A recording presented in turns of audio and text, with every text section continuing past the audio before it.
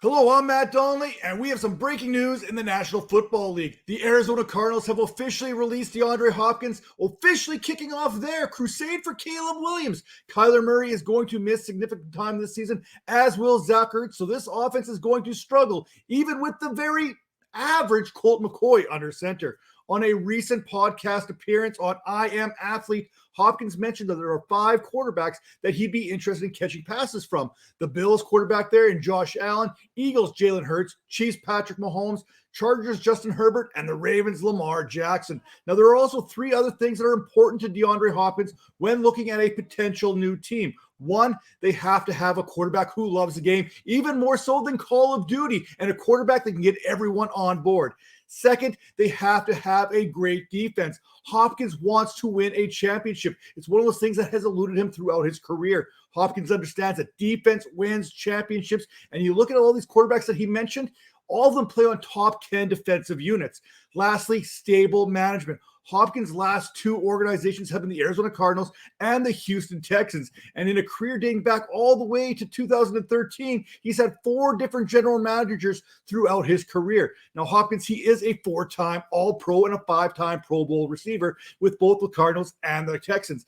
Now, I mentioned him going back to 2013. When you go all the way back there, he has 11,298 receiving yards on 853 receptions to go along with 71 career touchdowns. Looking at those 5 teams and their current situations, the Chiefs, they have no wide receivers really to speak of. Sure, Kadarius Toney could be that guy, but he's also the guy that can't stay on the field. After that, you're looking at Marquez Valdes-Scantling. At this time, we already know what MVS already is. Sky Moore is there, as is rookie Rashee Rice. Now, Kansas City would need to restructure some contracts to make this happen, as they have about $2.8 million available in their cap. As for the Buffalo Bills, now, I've linked the Bills to Hopkins for quite some time since I first kind of heard about the disconnect between Hopkins' camp and the Arizona Cardinals. Now, like Kansas City, the Bills are going to need to restructure some deals in order to make this happen, as they have only roughly about $3.1 million to work with. And Hopkins, he's going to certainly look good opposite of Diggs there. Could you imagine what he can do with a 37% target share in the red zone, much like Gabriel Davis had just a season ago? How about the Philadelphia Eagles? They already essentially have 2 number 1 type wide receivers, but they also have $13.3 million in cap space. We know Hopkins is looking for stable management, and wherever he goes next, and is there a more stable organization right now than the Philadelphia Eagles? Howie Roseman is arguably the best general manager in the game today. If Howie Roseman wants you, he's going to find a way to get you. Finally, we've got Lamar Jackson here, and look, for the first time in Jackson's career, he has multiple pass catchers here at his disposal. Mark Andrews, Odell Beckham Jr., Rashad Bateman, Zay Flowers, they're already in place. I'm not sure if this move makes sense for Hopkins, even though Hopkins would love to play with Jackson. He's already admitted that already in the past. You have to wonder, though, has Hopkins had a conversation with Marquise Hollywood Brown and kind of spoken about his exit in Baltimore not that long ago? Now, one selling point the Ravens have that some of these other teams don't have is that cap space. They have about $12.3 million at their disposal.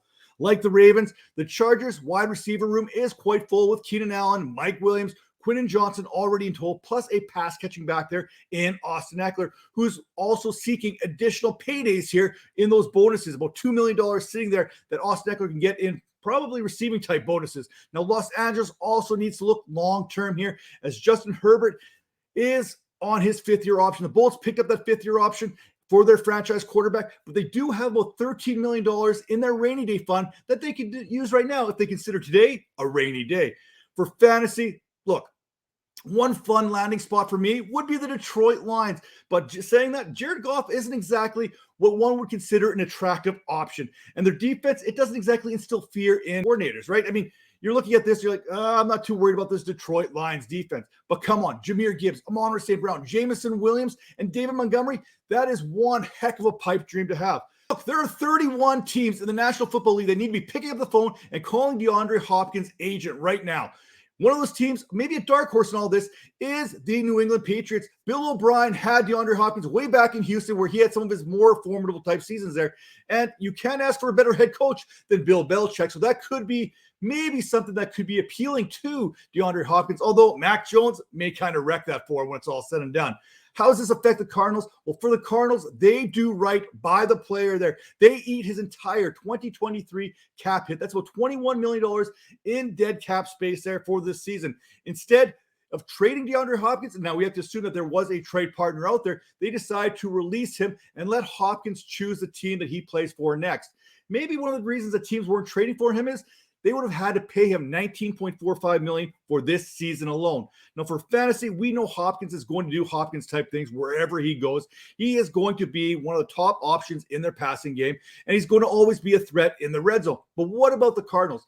From a fantasy perspective, go get as many shares of Marquise Hollywood Brown as you possibly can get your hands on. Think 2021 Brandon Cooks in Houston type targets.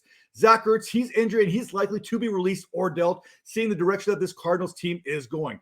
Greg Dortch, Rondale Moore, I mean, these guys aren't exactly game changers there. And Trey McBride is probably still a season away from being a significant contributor. When you look at what Marquise Brown did when Hopkins wasn't in the lineup and before he was hurt, Brown was averaging 10.7 targets per game, which was the fifth most amongst the wide receiver position there. And he was averaging 18.3 fantasy points per game, which was the seventh most in PPR settings. With that all being said, make sure to hit that subscribe button, hit the like on this video, and make sure you're following us here on the Vipers Network. See you next time.